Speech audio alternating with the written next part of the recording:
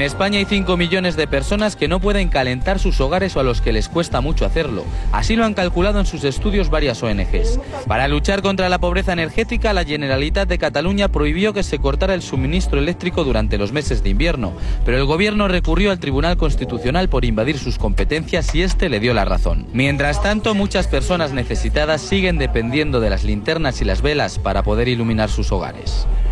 Hoy este gesto es 14 euros más caro que en el mes de abril. Hemos sufrido un incremento de en torno al 25% en 6 meses y ahora de golpe, en la primera quincena de noviembre, otros 2 euros más. En los 9 primeros meses del año, las 3 grandes eléctricas han ganado 4.277 millones.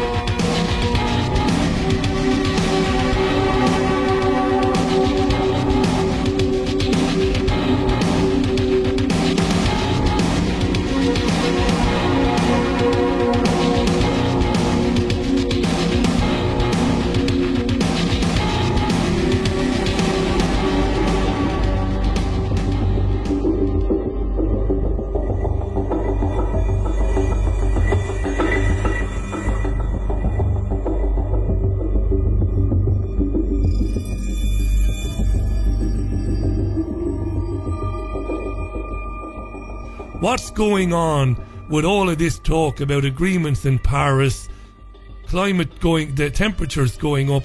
It seems like we're getting to a moment where there's overload in the mainstream media. Why is that, Ed? What we're dealing with here is a lie. It's not happening, at least not in the way that they're talking about it. If it's happening at all, which is even questionable, but if it is, it's certainly not man-made. Not too long ago, all the news items and all the TV programs were about the global cooling and get ready for the big ice age and everything. Well, that didn't happen, and now they started to tell us about global warming, and that didn't happen really, although they kept telling you it was happening. That became so embarrassing for these people that they had to change their name from global warming. They said, let's not call it warming anymore because that doesn't work. People are saying it's not warming. Let's call it climate change. Well, that's a little easier to handle because the climate is always changing. So what's wrong with this climate change? Well, they want to have us believe that climate change means that it's getting worse, that the hurricanes are getting worse, and the storms are getting worse, and the droughts are getting longer, and all of this sorts of things. The data does not support any of that. It's a lie, lie, lie from top to bottom. If people can be scared out of their wits that the planet is going to come to some kind of a horrible end, that the islands are all going to sink, the coastlines are going to be lowered, the cities will be inundated with water, there will be drought, and we're all going to starve, we're all going to die of thirst, all of these horrible things, they will be softened up and they'll be conditioned to accept all these draconian solutions supposedly being offered by the same people that have created the myth, that are telling the lies. Their solution for all of this, if you happen to notice, is all the same. more government, more taxes, more regulations and controls over you bad people who have this big bad carbon footprint. We're going to control you because you see you're the problem. Your lifestyle is too high. And that's really the story. All of these politicians and all the people with their hand in the public till making a huge profit over this global warming or climate change industry that has been created out of this. It's all about their profit and their control over human beings. And that is the motive. That is what's behind the lie. They're reaching for total global control over the economy and over the personal lives of every human being on this planet. And this lie or the scare tactic of global warming is one of the most convenient excuses they have for conditioning people to accept it and think that it's all in their own best interest. That's what it's all about. It's all about psychology. If you can conquer the mind and convince people that black is white and white is purple, if you can convince them that the planet is heating up, for example, and we're coming to the end of the line for our children and our grandchildren, you make them feel guilty. You make them feel that by cooperating with the system and doing exactly what you're told, somehow you now have become a better person. Do you worry, Ed, that we might be approaching a time when the lunatics currently, in control of the ship might say, I'll tell you what, it's about time that we make it illegal to deny this, or that we severely punish people for doing it? What do you think? Well, we're already there. No textbooks would be allowed into the school system. In fact, the next step is you won't even be able to discuss it in a classroom. If any teacher brings up the topic of questioning global warming, they will lose their job and possibly could go to jail. It's already happening now. The new warfare is the warfare for perceptions. It's what you perceive to be true. That's you act on your perceptions. So we all do that. We always will, always have. The only question is the perceptions have to be based on something. If they're based on myths, we're in trouble. If our perceptions are based on truth, then we have a better chance at doing the right thing while we're here on this planet.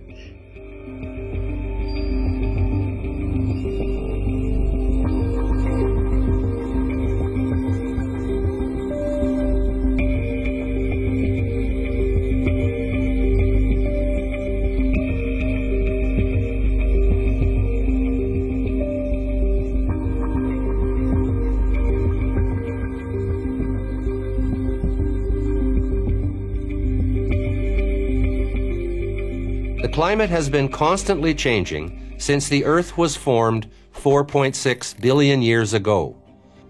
So then what about carbon dioxide, the great villain of the global warming alarmists? Where does that fit into this picture?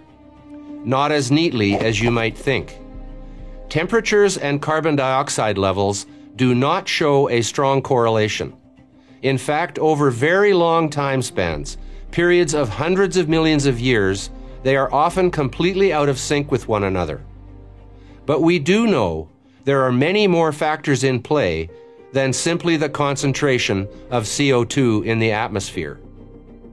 Factors such as the shape and size of the Earth's elliptical orbit around the Sun, activity from the Sun, and the amount of wobble or tilt in the Earth's axis, among many others. Contrary to media headlines, the trend over the past couple of decades has been essentially flat. Meanwhile, human-caused CO2 emissions are higher than ever.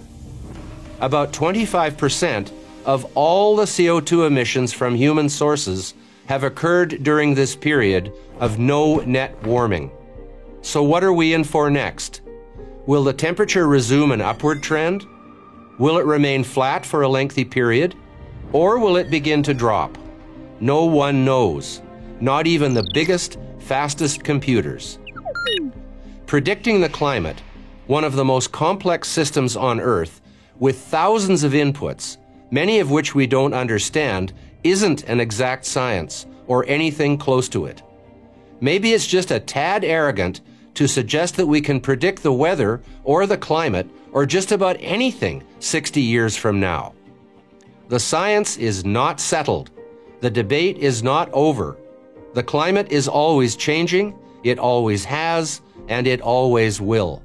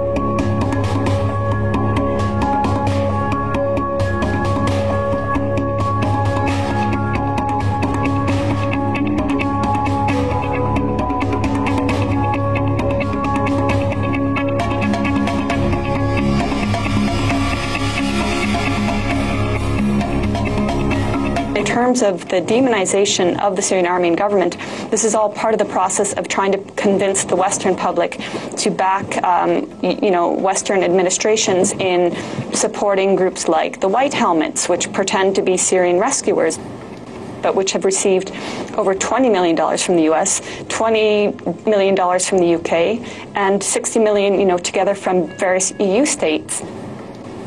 And what they're essentially doing, these White Helmets, and I really want to stress this point because it's part of the overall scheme of propaganda and demonization. They're White Helmets by day and terrorists by night. You see many of these people that are dressed in their pristine white outfits and white helmets that pretend to be rescuing civilians. In other instances, you see the same characters holding their weapons and posing as rebels. These have been well documented by various authors, including my colleague Vanessa Beeley.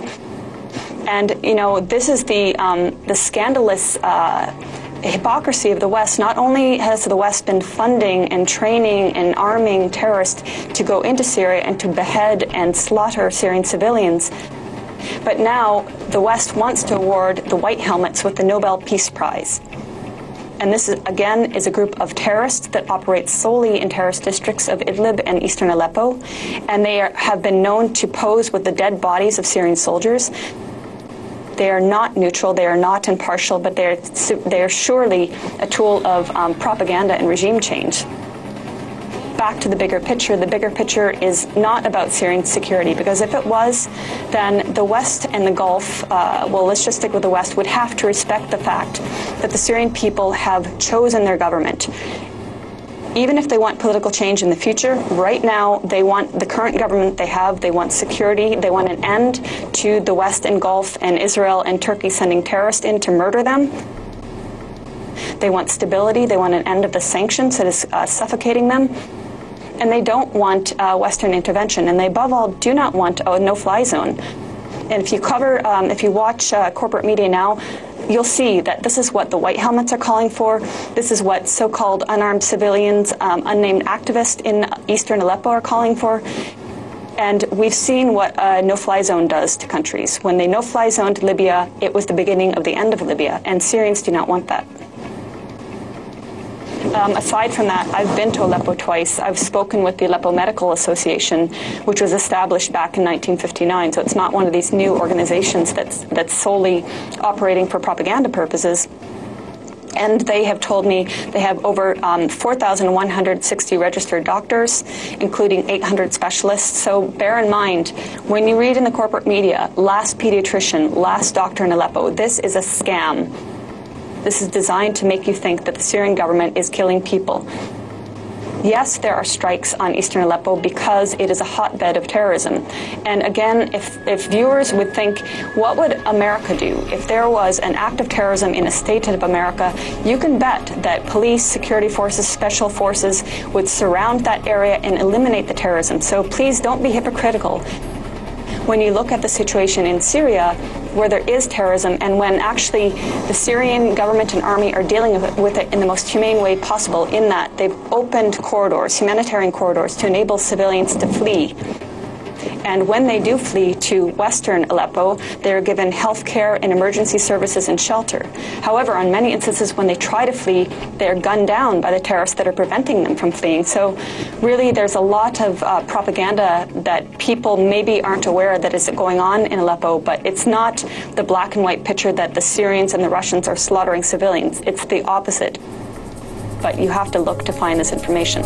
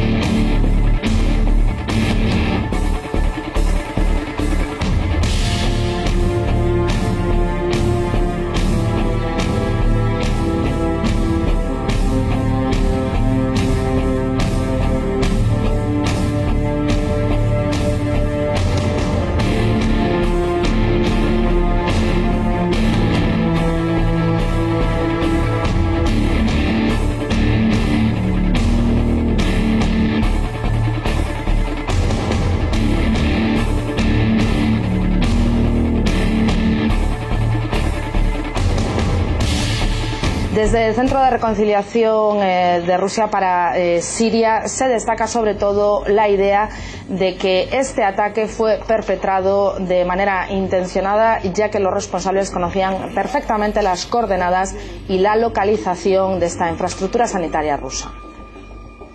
La sangre de nuestros militares está en las manos de los que encargaron este asesinato, de los que crearon, formaron y armaron a esas bestias con aspecto humano, llamándoles oposición para justificarse ante su conciencia y ante los electores. Sí, sí, señores patrocinadores de terroristas de Estados Unidos, Reino Unido, Francia y otros países y formaciones simpatizantes.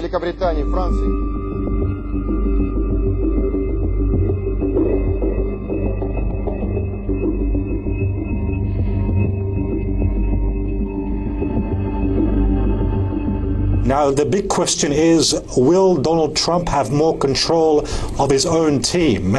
Or, on the other hand, will, for example, James Mattis, the Defense Secretary, will he play the same role as Ashton Carter? Will he be, more favorable of arming the rebels? Now, James Mattis, contrary to Ashton Carter, is a military man, and he knows very well, what terrorist groups mean. He participated in the fight in Fallujah. He knows how evil these people are, these terrorist groups. So he might not be like Carter. He might be more welcoming, in addition to other members of the administration.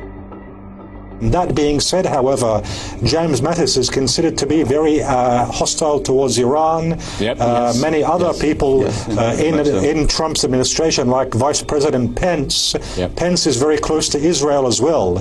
And Israel doesn't want, Iran and Hezbollah to come out on top, and they don't want also the Syrian president to achieve victory. Avigdor Lieberman even made these statements very clearly. So I think you have to watch out about, this Trump's team and how Israel might sway them. Will Israel also have a certain influence and maybe prevent them from collaborating with the Russians?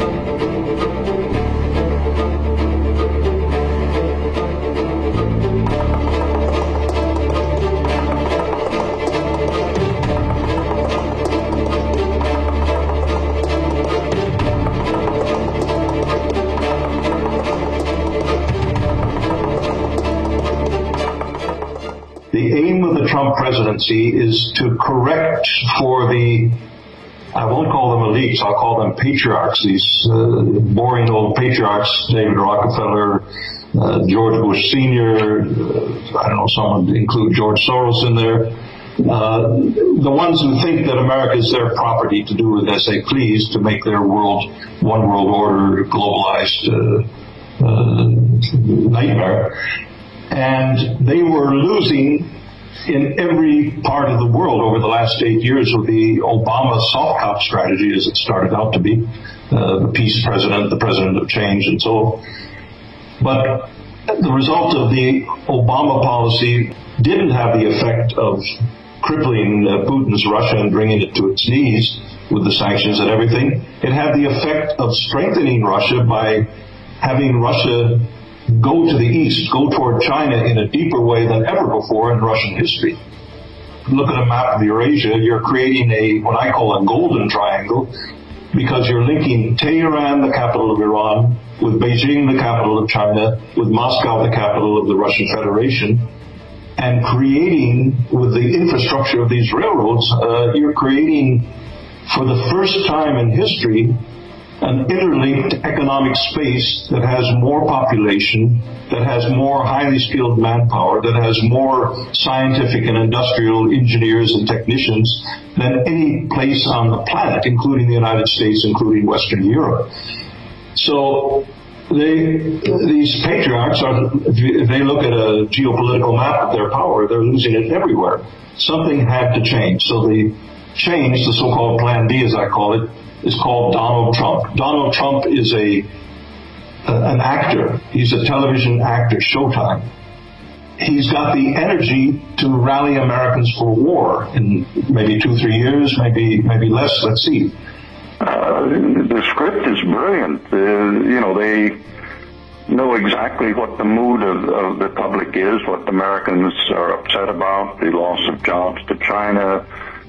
The fact that he has zero political experience is beautiful for the people behind him, because then he's dependent on who they give him. Trump's job is to prepare for a war. Russian shoestring budget operation in Syria since September of last year was a wake-up call to the United States oligarchy, let's call them, that they're not ready for that war. They're not ready to challenge Russia to the breaking point again. That's his program. That's what he's been given to do.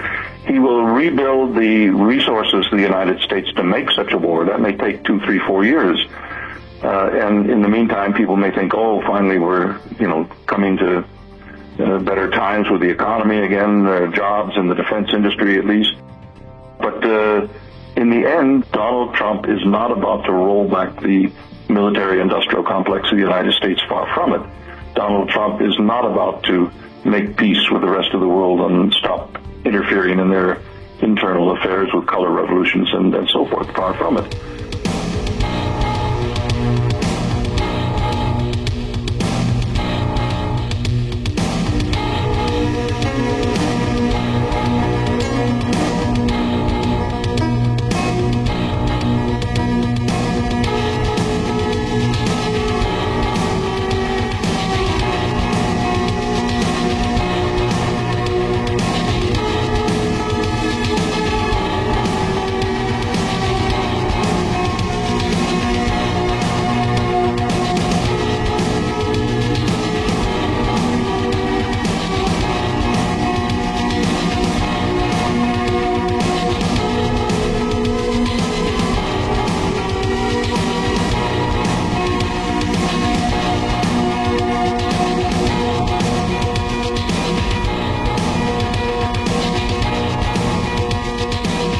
Wenn man Amerika betrachtet, dann wird in Amerika die Politik seit 1913 von der Federal Reserve, also von der US-Zentralbank bestimmt. Alle Regierungen seit 1913 sind nichts anderes als Exekutivorgane der großen Banken und inzwischen auch der großen Hedgefonds an der Wall Street. Und es gibt natürlich innerhalb dieser Großbanken und innerhalb der Hedgefonds, innerhalb der Finanzelite der USA verschiedene Strategien. Die eine Strategie hat Hillary Clinton verfolgt und diese Strategie bedeutete eine Verschärfung des Konfliktes mit Russland. Und die andere Strategie ist eine Strategie, die von Zbigniew Brzezinski entworfen wurde. Und diese Strategie verfolgt das Ziel, mit Russland einen etwas harmonischeren Kurs zu fahren. Aber das bedeutet noch lange nicht, dass die USA deswegen gegenüber dem Rest der Welt friedlicher werden. Zbigniew Brzezinski hat dafür plädiert, dass es eine New Realignment zwischen den USA und Russland geben soll. Das heißt, dass man die Kriegsvorbereitungen gegen Russland etwas zurückfährt und nicht mehr ganz so aggressiv gegenüber Russland auftritt. Aber ich weiß nicht, inwiefern das sehr lange anhalten wird, weil wenn man jetzt sieht, wen Trump in sein Team befördert, da sind schon einige Leute, die in der Vergangenheit sehr hart gegen Russland vorgegangen sind. Und man muss sehen, die Wall Street und die USA sind in riesigen ökonomischen Schwierigkeiten. Und die haben in der Ukraine ein Regime ersetzt durch ein US-höriges Regime. Und eines der Ziele der Wall Street wäre es, das Regime in Russland, also das Regime Putin, abzusetzen und dort jemanden einzusetzen wie Jazenjuk. Das würde den USA sehr gut passen. Nur ich denke, dass jetzt unter Trump erstmal dieser Konflikt mit Russland etwas zurückgefahren wird, dafür aber der Konflikt im Nahen Osten weiter vorangetrieben wird. Donald Trump ist auch nur eine Marionette. In Wirklichkeit wird die Politik entschieden von den Zentralbanken, also von der Federal Reserve in den USA und von der EZB in Europa. Und was immer diese Leute entscheiden, wird dann von der Politik anschließend umgesetzt.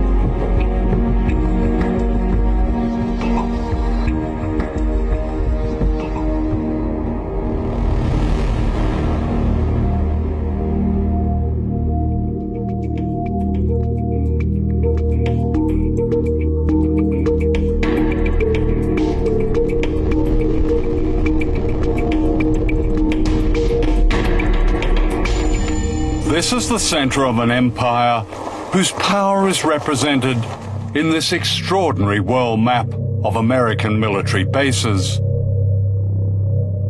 4,000 bases in the United States, almost 1,000 bases spread across every continent.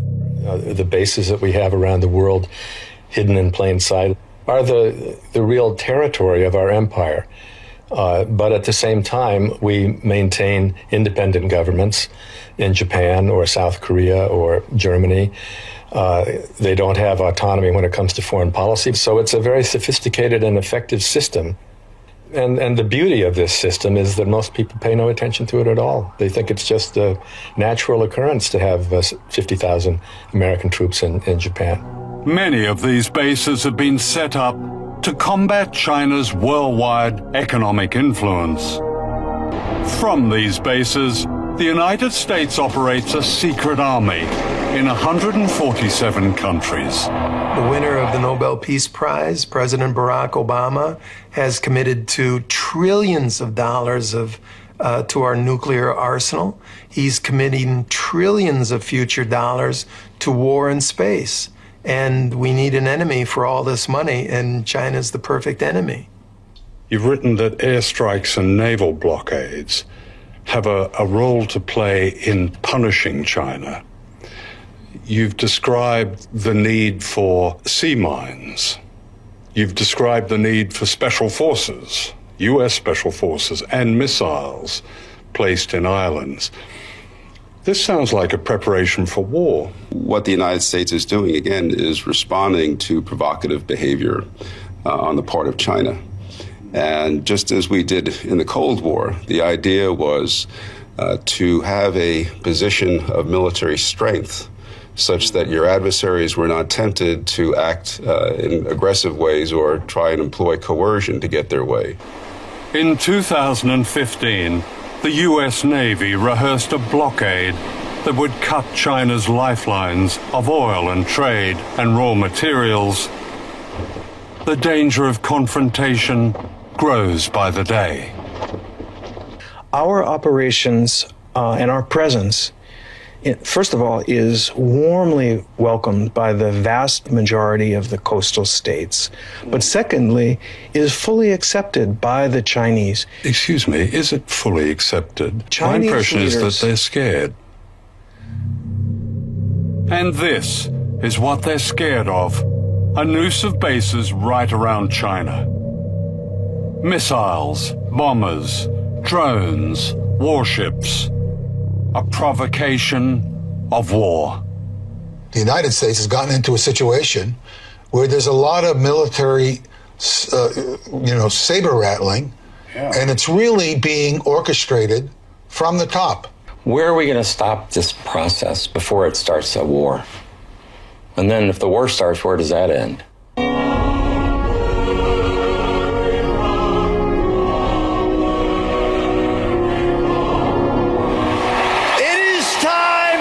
To show the whole world that America is back, bigger and better and stronger than ever before.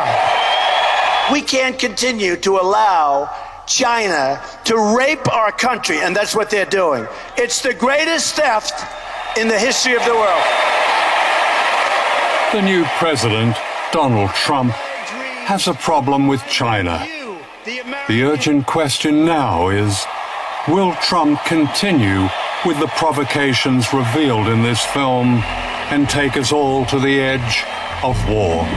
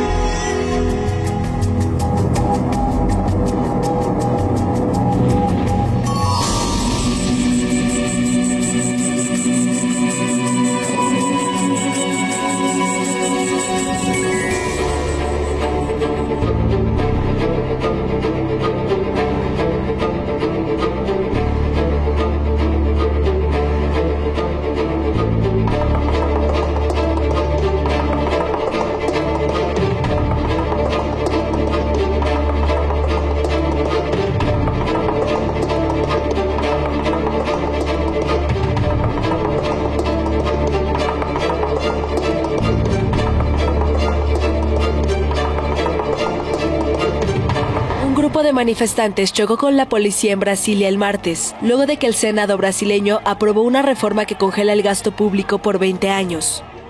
La enmienda implica que a partir de 2017 el presupuesto solo se podrá aumentar conforme a la inflación.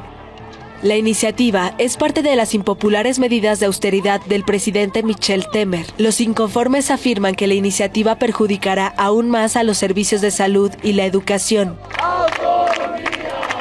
Alegan además que el conservador Temer, que accedió a la presidencia tras la destitución de Dilma Rousseff, no tiene la legitimidad de las urnas para llevar adelante sus reformas.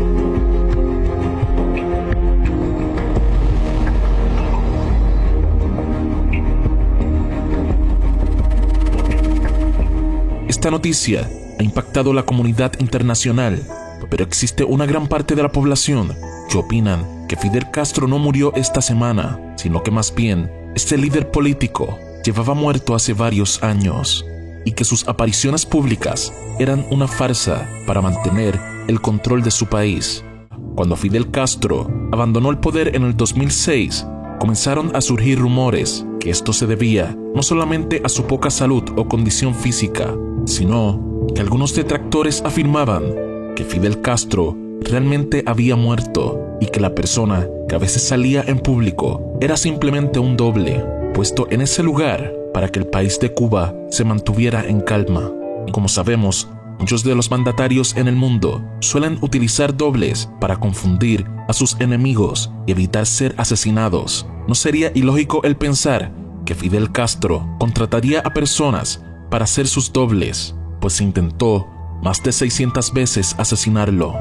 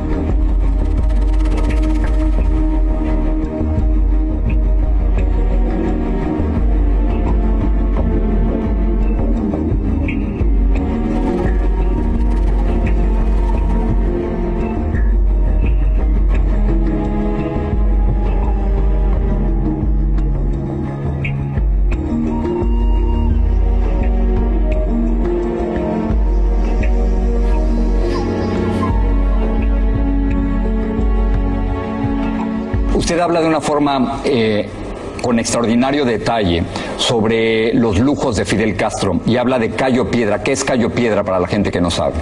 Bueno, Cayo Piedra, Fidel lo descubre en el año 1961 después de la bahía de la invasión de Bahía de Cochino. Él da un recorrido por la zona, es un cayo que está al sur de la Ciénaga de Zapata. No es un cayo, más bien son dos cayos unidos por un puente que tiene más de 120 metros de largo. Y él se enamora de esos dos cayos, pero después se le hicieron muchas modificaciones. Hay una casa de visita con piscina, con poseta de agua salada, hay un delfinario donde tiene delfines para hacer acrobacia, criadero de quelonios, etcétera. En el 2006 la revista Forbes incluyó a Fidel Castro en la lista de los 10 reyes, reinas y dictadores más ricos del mundo. ¿Cómo hizo dinero Fidel? Desde los años 1980 él crea toda una serie de empresas y estas empresas, las utilidades se le entregaban directamente a Fidel Castro. De esa fortuna, de esa reserva, donde no solo había dinero, sino también había bienes, había autos, camiones, etcétera, que él podía disponer de ellos sin darle cuenta a nadie ni rendirle cuenta a nadie. Y yo sé que en una ocasión él le prestó al propio gobierno cubano $10 millones al 10% de intereses.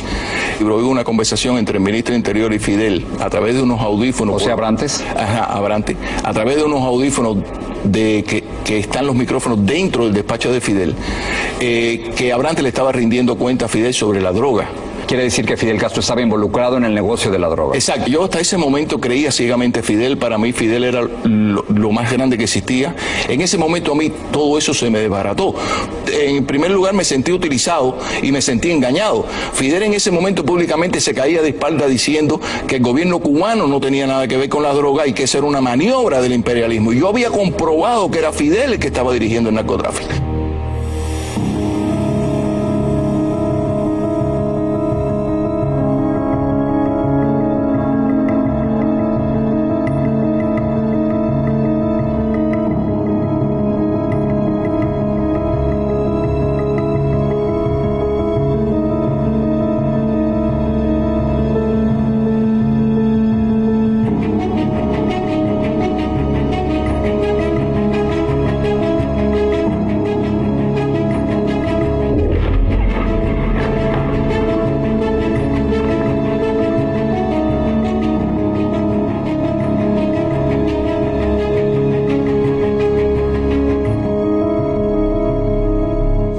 Se le asigna también ser agente jesuítico. Pues bueno, se alineó incluso con Allende para las conversaciones entre marxismo y cristianismo, pero también se le asigna mucha relación con lo judío. Esto viene de su relación pues para empezar, con Rockefeller. Entonces, además ha sido recibido como el número 1, te dice el récord Guinness también, dentro de ser recibido por Rockefeller y por el CFR. Y ha sido alabado por un hijo de Rockefeller múltiples veces, diciendo que estaba haciendo muy buena labor en Cuba, aunque a la vez Rockefeller forma parte de los que están en contra de Cuba, ¿no? Entonces esto es como un sinsentido. Empezó ya siendo estudiante, acabando con la vida de los rivales políticos, y esto lo dice gente muy cercana a él. El Che Guevara, eso parece que hay pocas dudas, porque la persona que detuvo, que era un agente también doble, en Bolivia, al Che, y que lo mataron en un día, no esperaron mucho más, Che era más tendente hacia lo chino, hacia el comunismo chino, que hacia, esto lo dice también Raúl Castro, que hacia el comunismo de la URSS. Entonces esto, bueno, pues era un inconveniente, aparte que Castro parece que no le gustaba mucho que alguien brillara a su lado, y el Che sabemos todos que brilló mucho.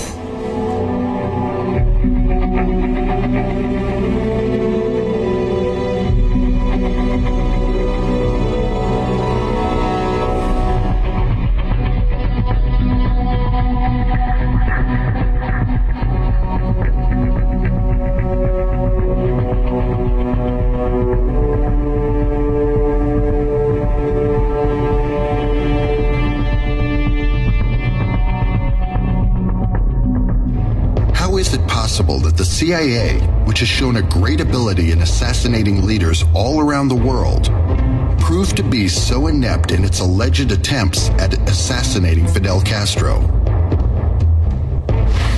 How can we explain the love between the most reactionary institution in the Western Hemisphere and the alleged most revolutionary leader of the continent? Though the Council on Foreign Relations describes itself as a nonpartisan organization, whose only goal is to promote international exchanges to reach a better understanding among countries, the reality is quite different. The CFR is actually an intelligence and espionage agency, like the KGB, the CIA, the Mossad, and the MI6, and operates like them. A new agent they recruited in early 1948 played a cardinal role. This secret agent was sent to Bogota, Colombia, on a secret mission. Once there, acting as an agent provocateur, he coordinated the assassination of Colombian populist leader Jorge Eliezer Gaitan. This new secret agent the conspirators had recruited was a young Cuban university student named Fidel Castro. His first mission consisted in traveling to Bogota, Colombia, planting false evidence and creating false clues implicating the communists in the assassination of Gaitan and the Bogotazo riots. He was very successful. The Bogotazo PSYOP marked the beginning of the Cold War in the Western Hemisphere. It was effectively used by the CFR conspirators to plant the fear of communism in the minds of the American and Latin American people. The fear of communism became an excellent cover for the CFR conspirators to hide their true activities of exploitation and control.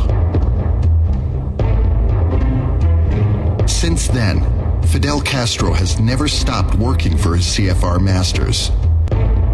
As a way of payment for his important services, Castro's CFR masters have allowed him to continue working unmolested in the systematic destruction of Cuba and its people. In the process, growing his numbered accounts in Zurich. The mysterious explosion of the French freighter La Coubre in Havana Harbor, the Bay of Pigs invasion, the guerrilla wars in Latin America, the invasion of Angola, the death of Che Guevara, and the assassination of Presidents John F. Kennedy and Salvador Allende, the shutdown by Castro's mix of 2 American civilian planes, just to mention a few, were CFR, CIA, Castro joint operations planned by the CFR conspirators. Moreover, everything seems to indicate that the flooding of the U.S. with drugs from South America has also been a joint CFR-CIA Castro operation, a sort of opium war planned by the CFR conspirators to destroy the moral fiber of the U.S. as a way to facilitate the establishing of a totalitarian regime in America. In the same fashion, and despite its anti-Castro rhetoric, the U.S. government, both under Republican and Democrat administrations, always ends up helping Castro.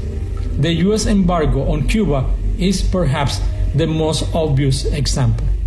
Far from damaging Castro, the totally ineffective embargo has given Castro the best excuse to justify his systematic destruction of the Cuban economy, its culture, and its people.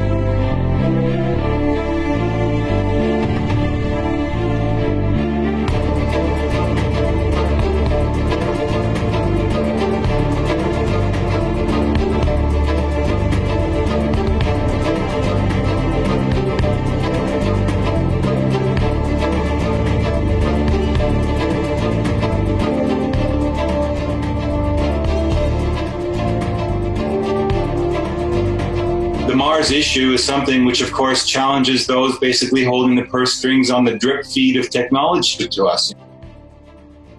You know, like the fact that we're running around with iPads now, we think is glorious, whatever. But I'm sorry, these are obsolete technologies which have been invented and are probably 50 years behind the state of the art. But we think they're great because we've been dumbed down to believe that they're great, you know. But I mean, a lot of people don't even know about things like the chronovisor and time travel. They don't want to accept it because they've been educated to believe that time travel is not possible. We have to stop thinking, I think, in terms of black and white and think in time, linear time. Time is not linear. On the one hand, okay, you can imagine that UFOs might exist. It's a big universe after all. But time travel and other bases and a breakaway civilization, that to me, that is more logical than anything. Yes, there is amazing technology out there. Yes, we have some brothers and sisters out there in the universe which it's our right and destiny to connect with. There's a multitude of parallel universes, and the universe that we are destined to inherit is already within the field for us to move to, and helping to push disclosure to another level. Yeah, and the $3 trillion program of U.S. bases on Mars. I mean, if you got a $3 trillion program, you got to disclose it, right? The infrastructure, the technology, the mission, the purposes. You know, we know at least 25 to 50 people who have been there and back. Michael Ralph spent 20 years there as part of the permanent security staff. He could provide a complete list of the VIPs. And the next level is social change. You know, all these famous people have gone there. Some witnesses are saying that up to 60 million people have been taken under false pretenses to Mars and other industrial facilities in the solar system. It's extraordinary to try and hide a secret that your nearest planetary neighbor is inhabited by Earthians and by Martian humans. This is a matter of some urgency from an evolution point of view. Let's say that we're trying to open up a dialogue with our fellow neighborhood planet that has our genetic cousins, and where one of our governments has opened up, has a 40, 50-year project. And so you're dealing probably with this being a draconian planet and it being draconian policy that Earth humans and Mars humans are kept apart. If you're prepared to accept that that's going on, you're prepared to accept that out of those hundreds of thousands of sightings, some of them are bound to make mistakes or crash or be shot down or whatever, and there is reverse engineering going on, then you have to accept the fact that somebody's doing the reverse engineering. And out of those people doing that reverse engineering, they're not disclosing it to the rest of us. They're actually using the technology and the findings from that technology to gain an advantage. Will you ever notice that the majority of films involving extraterrestrials are always negative? You know, they're always coming here, of course, to destroy us. Yeah. They're always coming to attack. They're always coming because they need something, they want to take something. But I'm a firm believer that we need to release the technology which is indeed available, which is being used on the Martian colonies, which is being used by the breakaway civilization. And if it is, we wouldn't have these problems. You know, we wouldn't have wars, we wouldn't have these divisions, borders between countries. And so all the politicians out there like Merkel or Obama and all these people, they're all part of that massive, disinformation group out there, which is keeping us under an existing system that has limited, political means, that has limited infrastructure, that has, limited resources. Just let it continue their warfare. And I think we need to learn how do you get through it. And the way to get through it is to listen to your heart, and yet resonate with how your heart feels. Because you can always tell somebody who's really genuinely wanting to change things for positive. They have this love for humanity. They have this love for Gaia, for Mother Earth, or whatever you want to call it. That's the way to get to the truth.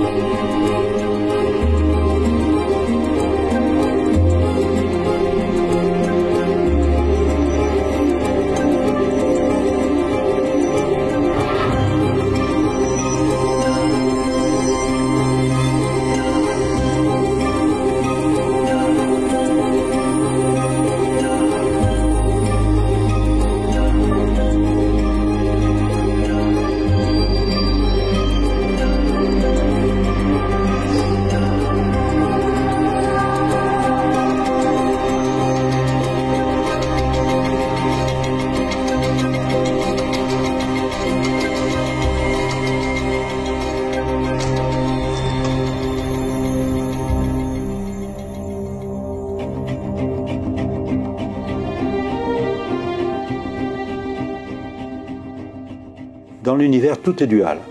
Alors les particules sont toutes duales, c'est-à-dire corpusculaires et ondulatoires. Nous sommes un assemblage de particules. Nous avons des énergies de pensée.